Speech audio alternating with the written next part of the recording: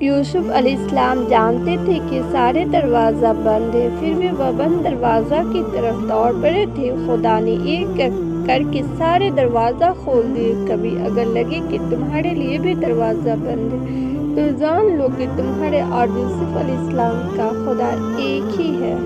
آغاز میں اللہ کچھ چیز مشکل ضرور بناتا ہے، مگر اختتام وہ ہمیشہ ویسے ہی کرتا ہے جیسے تم چاہتے ہو۔ جب آپ اپنے کمرے میں آدھی رات کو رو رہے ہوتے ہیں تو اللہ فرشتے سے پوچھتا ہے میرے بندے کو کس نے رلایا؟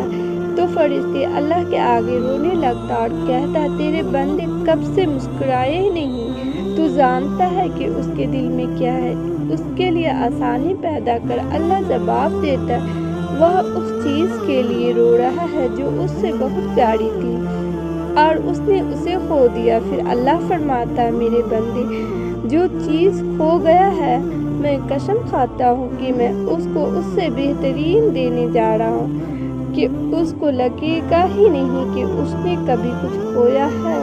میرا اللہ کہتا ہے صبر تو کرو، میں تمہیں وہ عطا کروں گا جس کے لیے تمہیں آزمایا جا رہا ہے۔